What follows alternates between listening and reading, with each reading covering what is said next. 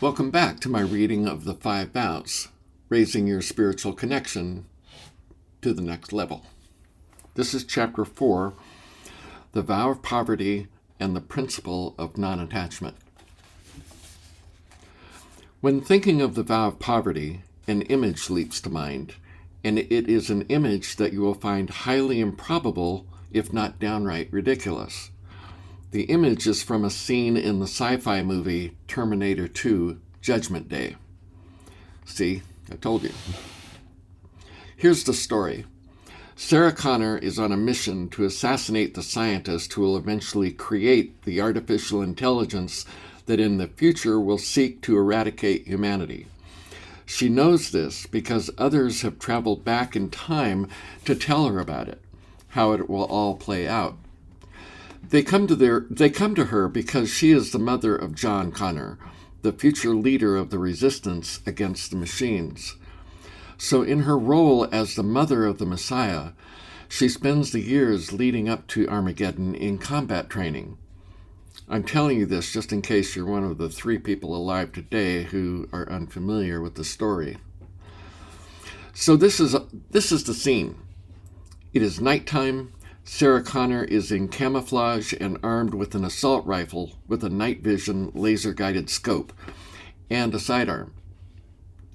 Her target is seated at his computer, unwittingly engineering the destruction of the human race. She's positioning the little red dot on the back of his head from her vantage point outside, and just as she is about to pull the trigger and save the world, the scientist bends down to reach for something. Her sniper round clinks through the window glass and shatters his computer monitor. He is immediately alerted to the imminent danger and heads for the shelter away from the windows and into the interior of the house. Sarah, as I'm sure you would, realizes that her assault rifle will be cumbersome in close quarters. So without hesitation, she throws it down on the ground and unholsters her automatic. She is intensely focused and disciplined in the pursuit of her target. Now, this is the part that speaks volumes to me about the vow of poverty, specifically the part where she throws down her rifle. When I saw her do that, my first thought was, oh my God, that's got to be at least $3,000 worth of equipment she just dropped in the dirt. I mean, couldn't she have carefully set it down on the grass, maybe? No, she discards it as if it were the one thing keeping her from her goal, a thing vile, to be despised, so worthless as to be hateful.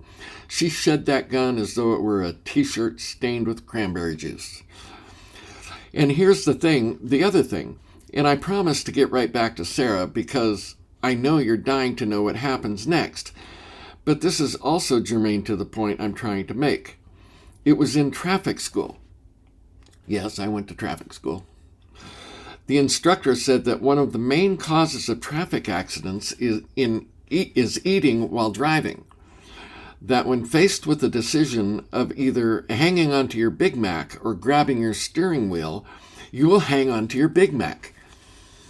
I thought that was absurd, but it turns out to be true. It's kind of like the monkey that won't let go of the morsel inside the coconut shell. But because his hand will fit through the hole, but his clenched fist won't, he's trapped and gets hauled away to the research lab. Back to Sarah. When she realizes she's going to have to chase this guy through hallways and bedrooms, she flings her $3,000 rifle with night vision laser-guided scope to the ground like it was nothing and leaves it forever. This was attributable, no doubt, to her rigorous combat training, which says that while your rifle is your best friend, it can quickly become your worst enemy if trying to keep it from getting a scratch on it causes you to hesitate at a critical moment. Life is full of such choices, but the combat training we are interested in is the inner kind.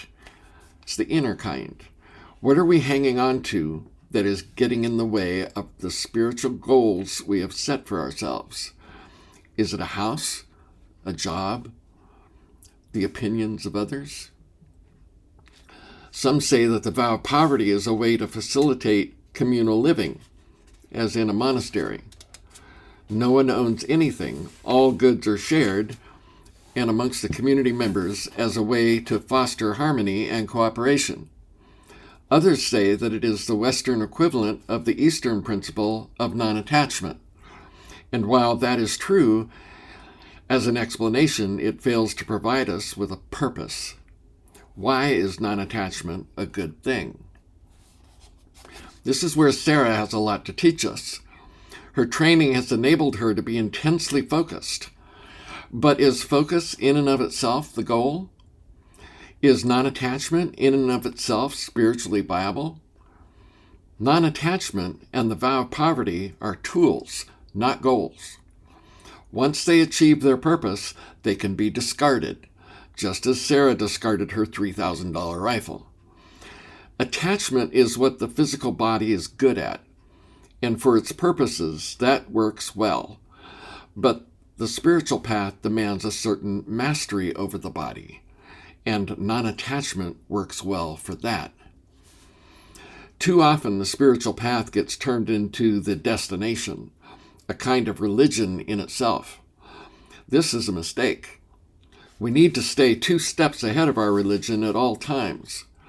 As Jesus said, the Sabbath was made for man, not man for the Sabbath. If you're stuck in the mindset that the spiritual path, however that might look for you, is where you have to be, then when moments of liberation lift you above the earth, you will feel like you are doing something wrong, that you are being unfaithful. Don't spoil the moment. Let tools be tools, and when they are no longer needed, cast them aside. Do what Sarah did. This is the heart of the vow of poverty. Non-attachment as a strategy for success. House painters and furniture refinishers will tell you that preparation is everything. Applying a coat of paint or lacquer is easy, but the material you lay it down on can only be as good as the surface you lay it on. No amount of paint will adequately cover a cracked and peeling surface. The paint in this analogy is our efforts to make ourselves look good.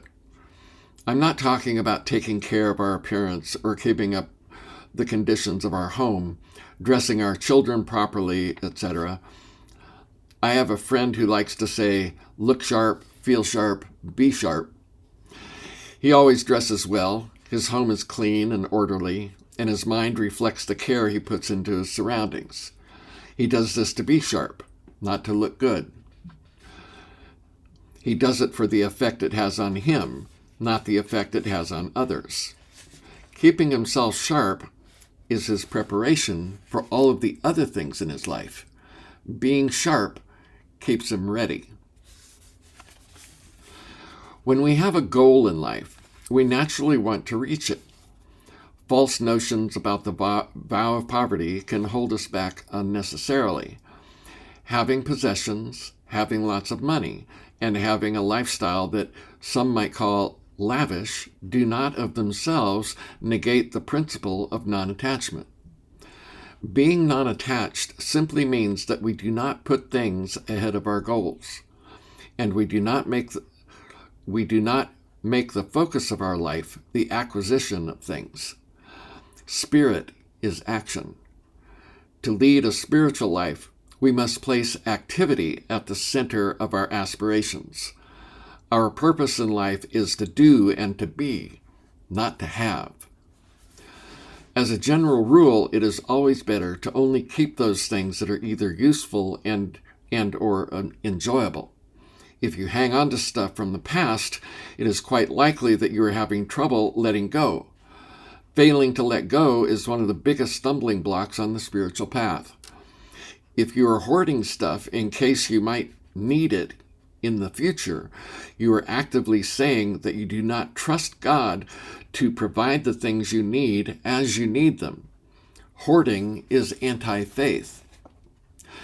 So we don't need to live like monks in a monastery, possessing only a begging bowl and a loincloth or a robe and a set of rosary beads. Every time Every day, life demands that we engage with the world, and that takes stuff. As long as our stuff doesn't prevent us from engaging with the world in a way that helps us reach our spiritual goals, then it doesn't matter what stuff we have. We are free to choose the things in our lives. This is from the Bhagavad Gita. One who shirks action does not attain freedom. No one can gain perfection by abstaining from work.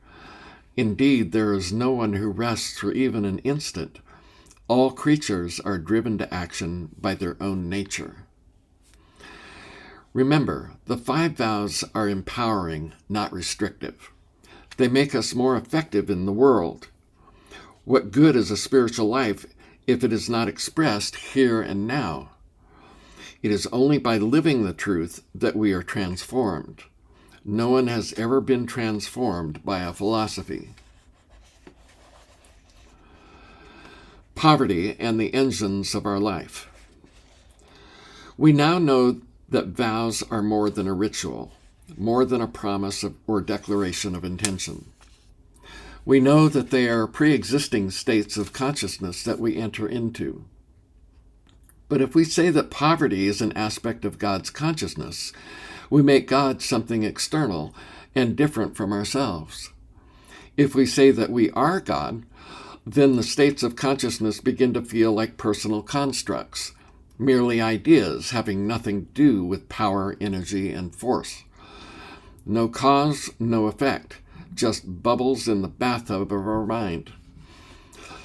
But those of us who have lived with vows know that they are real, that they have real effects in our lives, that life would be different without them.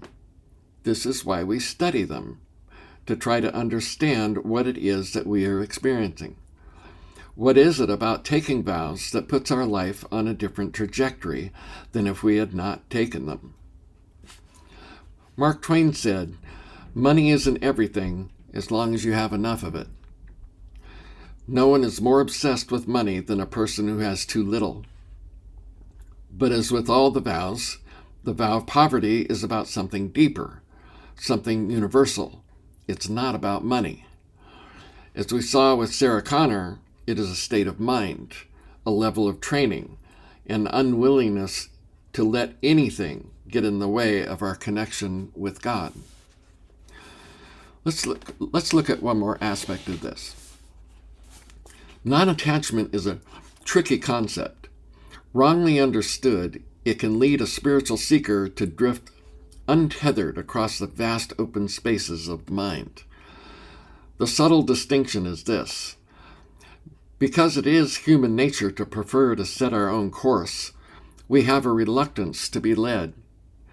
We might say that we want to surrender to God's will, but when it comes to actually doing it, well, that's another story. We always want to have the last word, to engineer our own destiny. This is why we are so obsessed with money, because money is power, and power is freedom. The idea of being led is carefully woven into the words we use for spirituality. The word yoga comes from the Sanskrit word yug, meaning yoke. The image is of 2 oxen yoked together, suggesting the union of opposites. But this is a misreading of the idea. The ox is a symbol of power, divine power, stemming from the age of Taurus when this symbol was first used. The idea is to tether yourself to the oxen, to the divine power, and let it pull you along. Metaphorically speaking, most of us get through life by pushing our carts from behind, trying to do it all ourselves, as though personal effort were the highest virtue. But on the spiritual path, the only effort required is the willingness to let go and let God. Here's one way you can get what it means to let go and let God. Most people tense up when driving up a steep hill, as though they have to help the car by gripping the steering wheel harder and by squeezing their stomach muscles. These contortions have absolutely no effect on whether the car will reach the top of the hill. The only effort we have to exert is the tiny bit of pressure required to depress the accelerator pedal and a gentle grip on the steering wheel. That's all.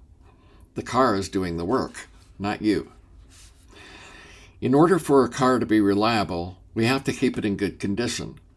In everyday life, there are many kinds of engines we use to reach our goals. Engines that require little more from us than a little confident steering and some watchful maintenance.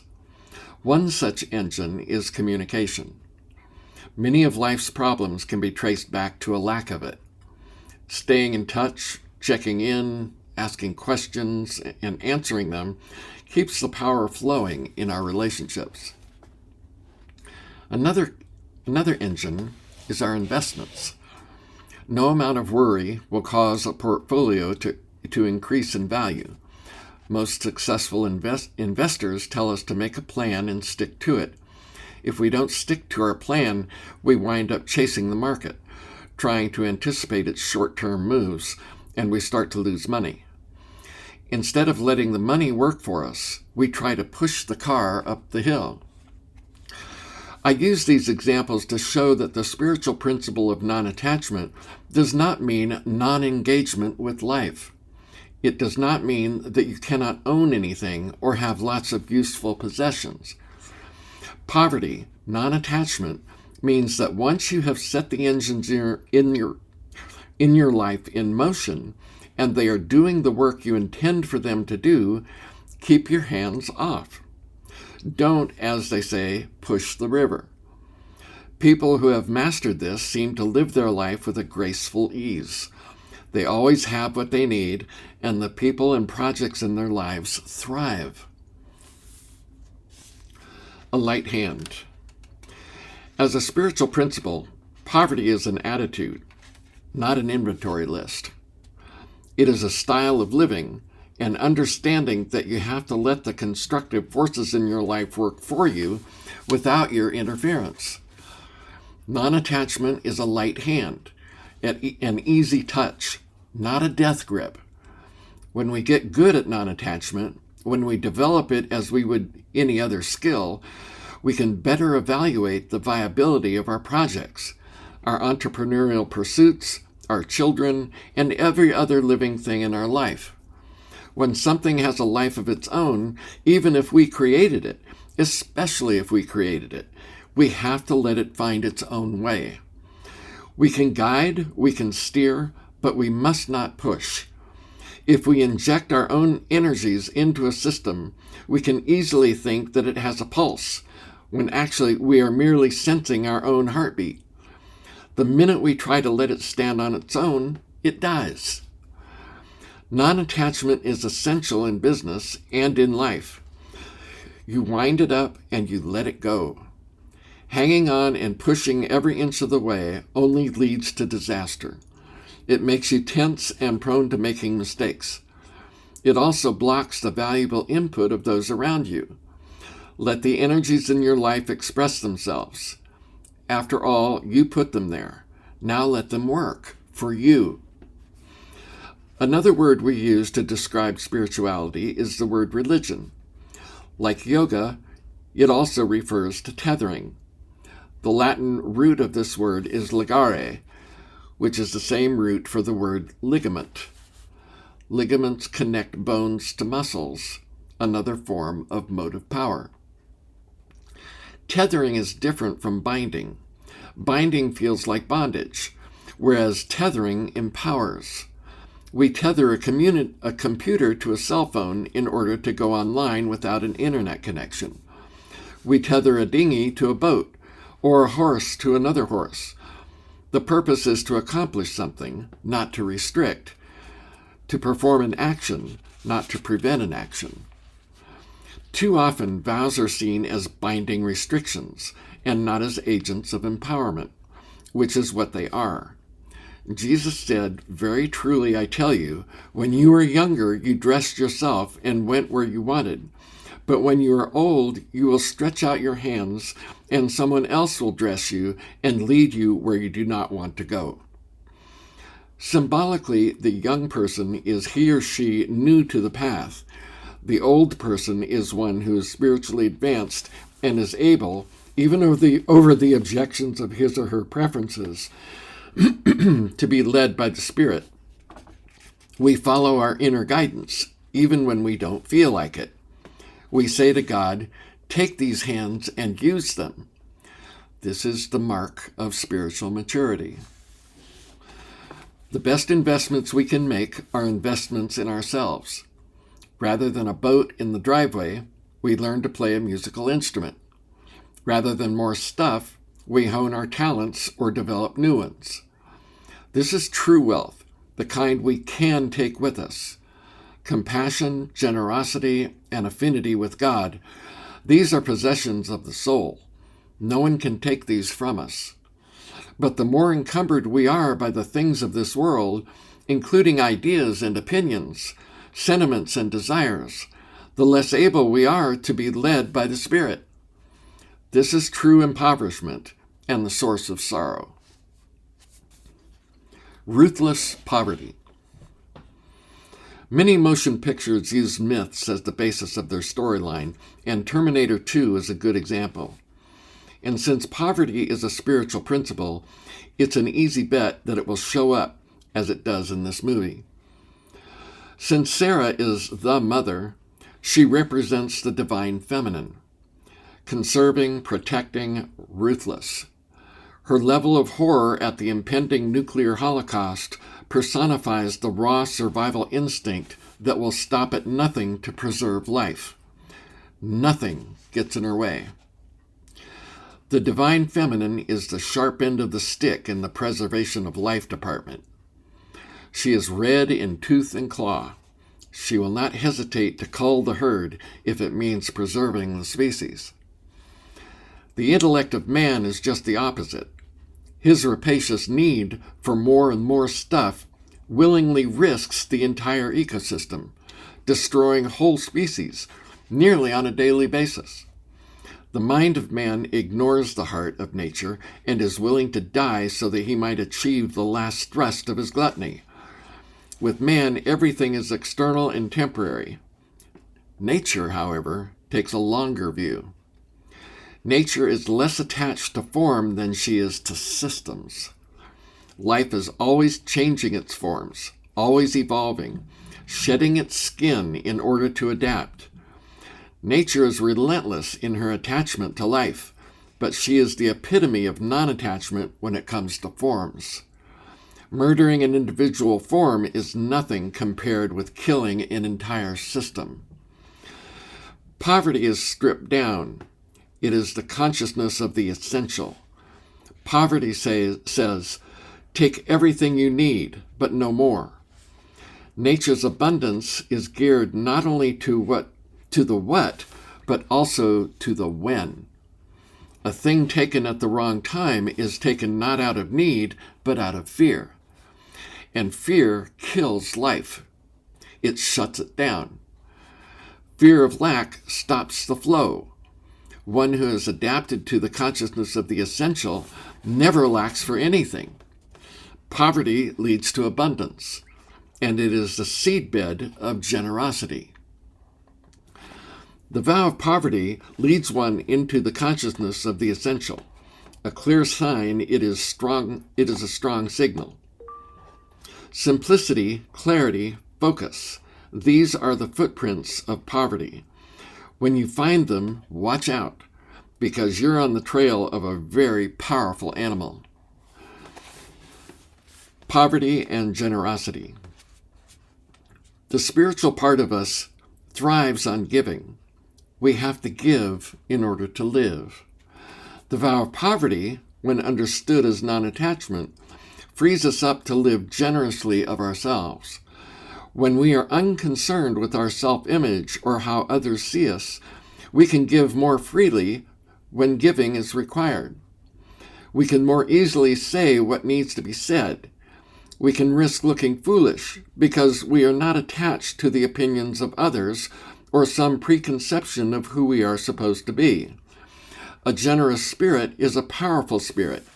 And when we are generous, we can be a force for good in the world.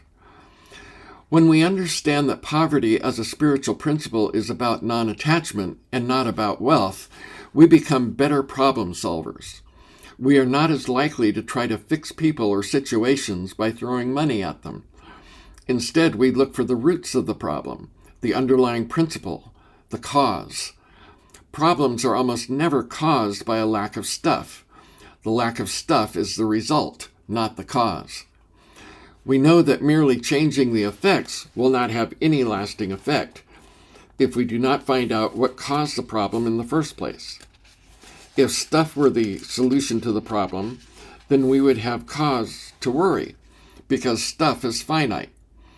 But when we realize that the cause is spiritual, there's hope, because spirit is infinite.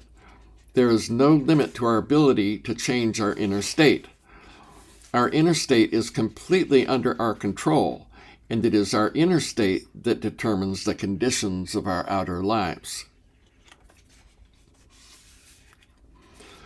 When we cannot be distracted by outer conditions, when we live in the state of consciousness that everything is temporary, hanging on to stuff, our stuff, their stuff, the world's stuff, becomes impossible.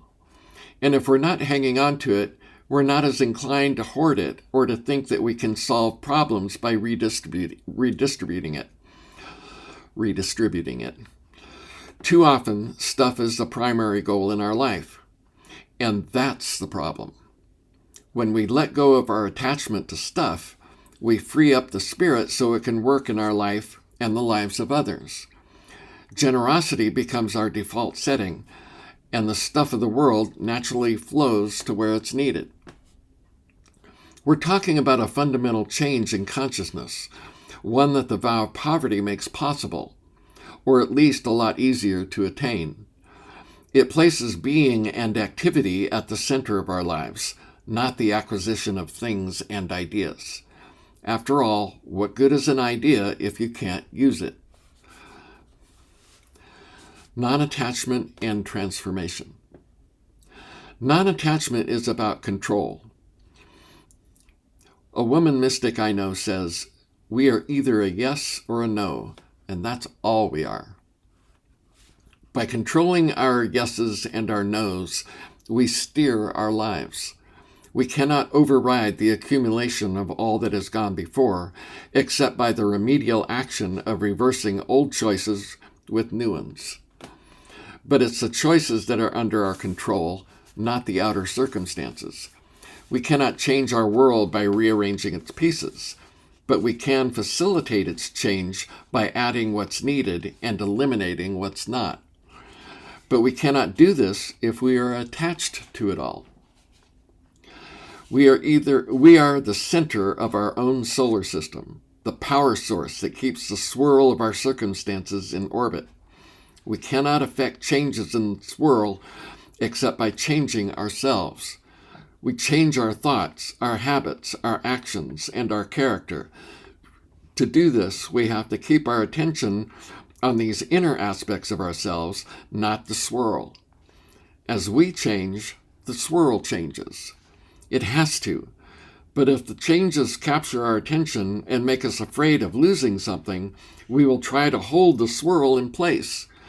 This, as you might expect, will cause it to fly apart.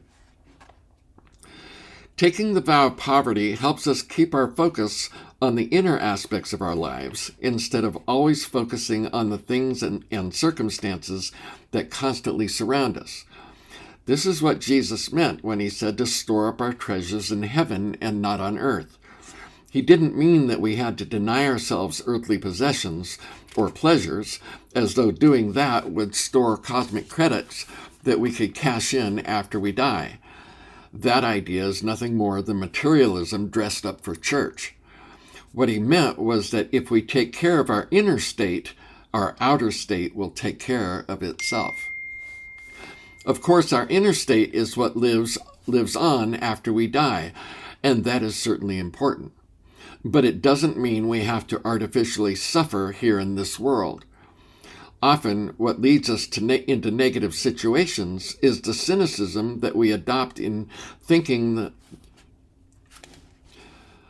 Often, what leads us into negative situations is the cynicism that we adopt in our thinking, the cynicism that says there is no good in the world. We become resigned to the apparent evil until it becomes the very basis of our beliefs.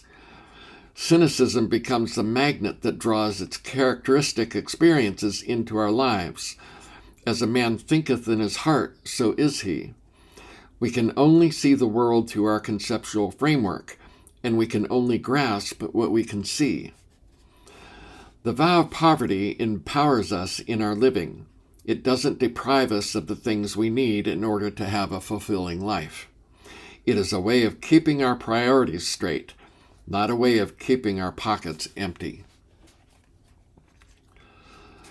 In the next video, I'll be reading Chapter 5, The Vow of Service, Deliberate Love. We'll see you then.